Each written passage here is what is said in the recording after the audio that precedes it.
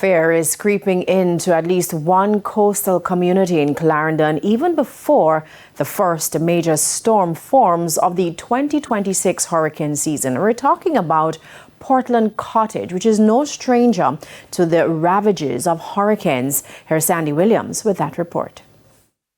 The wind hasn't started blowing. The sea is still calm. But in Portland Cottage, Clarendon, fear is already building. A vulnerable fishing community sitting low along the coastline directly in the path of storm surge. Right on us right now, and we are fretting about it because we really live, you see, as the situation is, we live right in if the sea surge, if it comes. That is the main thing. We are not afraid of the rain. We are afraid of the sea surge because the water rises. You understand? And if the sea surge, I have to take care of myself. Resident Anita Vincent says after Hurricane Ivan in 2004, some families were relocated, but not everyone benefited. Some of the houses go in the wrong hands. If you notice, we at the front shouldn't be down here, should be up there. You understand? But through politics and this and that, they go in the wrong hand. And for us to move now, we don't know where to go.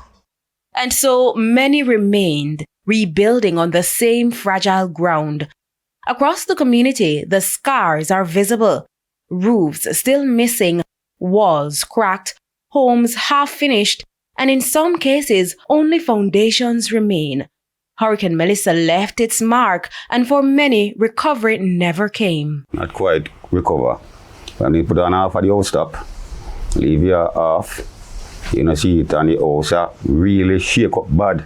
The room I'm in here, shake up bad, crack up. And right now, my the season I come here fret. Lenford White says each year brings the same dread. And if one come and so flatten, every time I come and leave out the hostel, you know, I go in Poland school, or my sister go and my sister go stay.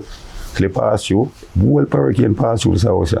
The last one and the third one, they pass through it. I think you manage no more, don't it? Despite the risks, many say they have no choice but to stay patching, piecing, and hoping. If it's time, you hear that it's time to come pack up, run left your house, take your body and your papers, just go on. If all of it was concrete, it would have look much better. But at the same time, if you see, even if it's concrete and the sea surge, you have to run. I'm not going to stand in a house with it and make you swim. Sandy Williams, TVJ News.